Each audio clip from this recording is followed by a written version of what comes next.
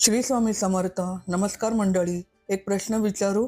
तुम्ही रोज गीता वाचता ना? पण खरं सांगा, तुमच्या आयुष्यात बदल जाणवतोय का? जर नाही तर आजचा हा व्हिडिओ फक्त तुमच्यासाठीच आहे. कारण गीता वाचणं आणि गीतेचा खरा लाभ घेणं यात मोठा फरक आहे मंडळी. मी कविता आणि या चॅनलवर आपण बोलतोय आपल्या संस्कृतीबद्दल, आपल्या आध्यात्मिक परंपराबद्दल, अगदी सोप्या भाषेत, मनातून. आजचा विषय अतिशय महत्त्वाचा आहे, भगवद्गीता पठणाचे नियम. आणि मी तुम्हाला अगदी पुस्तकी ज्ञान नाही देणार, तर अगदी व्यवहारिक आपल्या आयुष्याशी जुळणारे मार्गदर्शन देणार आहे. तर मग चला सुरुवात करूया. मंडळी, आपण सगळे ऐकले आहे, गीता पवित्र ग्रंथ आहे. महाभारतातील 18 अध्याय, 700 श्लोक, हे सगळं ठीक आहे. पण मला सांगायचं आहे ते वेगळंच. गीता म्हणजे एक मित्र आहे, एक मार्गदर्शक आहे.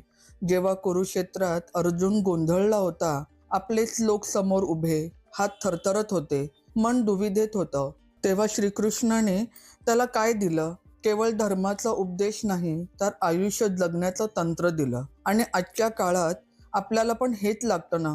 ऑफिसमधला ताण, घरातली भांडणं, मनातली अशांती, सगळ्यांमध्ये मार्ग शोधतो आपण. तो मार्ग गीतेत आहे मंडळी, पण योग्य पद्धतीने वाचली तरच. आता तुम्ही म्हणाल, अरे मी तर रोज वाचतो गीता, पण फायदा तसा कळत नाही. बरोबर आहे तुमचं. कारण बघा, गीता वाचणं हे फक्त शब्द वाचणं नाही.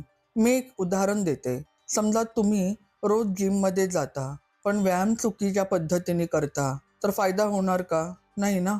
तसंच गीतेचं आहे. योग्य पद्धत, योग्य वेळ, योग्य मनस्थिती, हे सगळं महत्वाचं आहे. चला तर मग बघूया ते 3 सोनेरी नियम काय आहेत. नियम पहिला, योग्य वेळ. पहिला नियम, सकाळचा वेळ सर्वोत्तम. आता तुम्ही म्हणाल, सकाळी तर आमच्याकडे खूप घाई असते, मुलांना शाळेत सोडायचं, ऑफिसला जायचं. हो मंडळी, मला माहीत आहे, पण ऐका.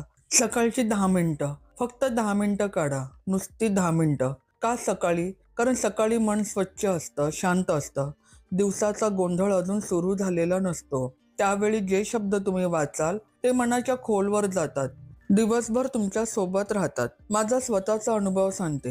मी जेव्हा सकाळी गीता वाचते, तेव्हा दिवसभर एक वेगळीच शांती वाटते. कठीण परिस्थितीत योग्य निर्णय घेता येते. पण संध्याकाळी किंवा रात्री वाचू नका असं नाही. तुम्हाला जेव्हा वेळ मिळेल तेव्हा वाचा, पण सकाळी मिळाली तर बेस्ट आहे. नियम दुसरा, पवित्रता आणि तयारी. दुसरा नियम, शुद्धतेने वाचा. आता याचा अर्थ काही कठोर नियम नाही, साधा आहे. स्नान केलं की चांगलं, पण जर स्नान करायला वेळ नाही, तर हातपाय तोंड धुवा, स्वच्छ व्हा. का? कारण बघा मंडळी, गीता फक्त एक पुस्तक नाही, ती भगवंताचं वचन आहे. आपण मंदिरात जातो तेव्हा शुद्ध होऊन जातो ना, तसंच हे आहे. आणि महत्वाचं, रिकाम्या पोटी वाचा. चहा पाणी प्यायला नको असं नाही, पण शक्यतो टाळा. कारण शरीर शुद्धता मानसिक एकाग्रतेला मदत करते. एक गोष्ट नेहमी लक्षात ठेवा, गीता वाचण्यापूर्वी 2 मिनिटं बसा, डोळे मिटून घ्या.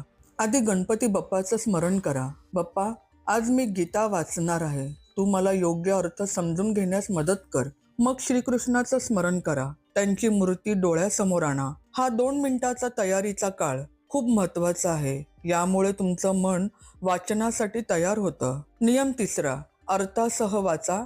तिसरा आणि सर्वात महत्वाचा नियम, फक्त वाचू नका, समजून घ्या आणि आचरणात आणा. बघा मंडळी, गीतेतले श्लोक संस्कृत मध्ये आहेत. आपल्यापैकी पुष्कळ लोकांना संस्कृत येत नाही, काही हरकत नाही. मराठी अनुवाद वाचा, सोप्या भाषेतले भाष्य वाचा. महत्वाचं काय आहे? अर्थ समजून घेणं. प्रत्येक दिवशी एकच श्लोक वाचा, पण त्याचा अर्थ समजून घ्या. तो आपल्या आयुष्याशी कसा जुळतो ते बघा. उदाहरण देते. गीतेत कृष्ण म्हणतात, कर्मण्येवाधिकारस्ते मा फलेषु कदाचन. अर्थ काय? तुझं काम कर, फळाची अपेक्षा ठेवू नकोस. आता हे आपल्या आयुष्यात कसं लागू करायचं? ऑफिसमध्ये तुम्ही मेहनत करता, पण प्रमोशन नाही मिळत, तेव्हा नाराज होता. पण गीता काय म्हणते?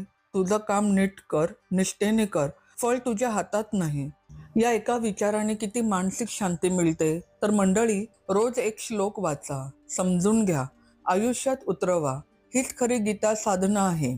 आता मी तुम्हाला काही व्यावहारिक सल्ले किंवा प्रॅक्टिकल टिप्स म्हणता येईल ते सांगते. पहिलं, छोटं सुरुवात करा. पहिल्या दिवशी संपूर्ण अध्याय वाचण्याचा विचार करू नका. 5 मिनिटं पुरे. 1-2 श्लोक हळूहळू वाढवा. दुसरं, एकाच जागी वाचा. घरात एक कोपरा ठरवा, हीच माझी गीता वाचण्याची जागा.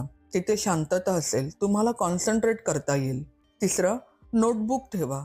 जे समजलं, जे आवडलं, जे आयुष्यात घेऊन जायचंय ते लिहून ठेवा. तुमचा पर्सनल स्पिरिच्युअल डायरी करा. 4, संगतीत वाचा. शक्य असेल तर घरातल्या सदस्यासोबत, मित्रांसोबत गीता वाचा. त्यावर चर्चा करा. यातून नवीन दृष्टिकोन समजतात. 5, गुरूंचा सल्ला घ्या. आजच्या काळात उत्तम व्याख्याने यूट्यूबवर, बुक्समध्ये उपलब्ध आहे. त्यांचा लाभ घ्या. मंडळी, मी तुम्हाला माझा एक अनुभव सांगते. 2 वर्षापूर्वी माझ्या आयुष्यात खूप संकट होती. आर्थिक अडचणी, कौटुंबिक समस्या, मनातली अशांती, सगळं एकदम गोंधळून गेलं होतं. त्यावेळी माझ्या मिस्टरांनी मला सांगितलं, तू गीता वाच, नियमित वाच. ते स्वतः रोज गीता वाचतात. ते नेहमी मला सांगतात की तू गीता वाच. मग मी सुरुवात केली. पहिले महिनाभर काहीच जाणवलं नाही, पण मी सोडलं नाही. हळूहळू काय झालं माहीत आहे का? मी बदलले. समस्या सुटल्या असं नाही, पण त्या समस्यांकडे बघण्याचा माझा दृष्टिकोन बदलला. धीर आला, समजूतदारपणा वाढला. आज मी प्रत्येकाला सांगते, गीता वाचा, पण धीराने, प्रेमाने, श्रद्धेने वाचा. हे फक्त एक धार्मिक कर्तव्य नाही, हा आपल्या आयुष्याचा प्रवास आहे. तर मंडळी, आज आपण बघितलं गीता पठणाचे 3 सोनेरी नियम. योग्य वेळ, विशेषतः सकाळी, पवित्रेने, शुद्ध मन आणि शरीर, अर्थासह वाचणं आणि जगात आणणं. लक्षात ठेवा, गीता ही परीक्षा नाही, ही एक साथी आहे, एक मित्र आहे. तुम्ही प्रत्येक दिवशी फक्त 10 मिनिटं द्या गीतेला आणि बघा तुमच्या आयुष्यात कसा बदल होतो. मन शांत होईल, विचार स्पष्ट होतील आणि आयुष्य सुंदर होईल. कारण गीता फक्त शब्द नाही, ती जीवनाची दिशा आहे. आता तुमची पाळी. तुम्ही गीता वाचता का? तुमचा काय अनुभव आहे? कमेंटमध्ये नक्की सांगा. आणि हो, या व्हिडिओचा बेनिफिट तुमच्या आवडत्या माणसांना पण द्या. शेअर करा, कारण ज्ञान हे वाढवायचं असतं, साठवायचं नसतं. तुम्हाला हा व्हिडिओ आवडला असेल तर लाईक करायला विसरू नका आणि आमच्या चॅनलला सबस्क्राईब करा, जेणेकरून अशाच आध्यात्मिक आणि प्रेरणादायी कंटेंट तुम्हाला मिळत राहतील. बेल आयकॉन दाबा, जेणेकरून प्रत्येक नवीन व्हिडिओचं नोटिफिकेशन तुम्हाला मिळेल. तर मग आजच्यासाठी इतकंच. तुम्ही खुश राहा, स्वस्थ राहा, शांत राहा. धन्यवाद. हरिओम. जय श्री कृष्ण. श्री स्वामी समर्थ.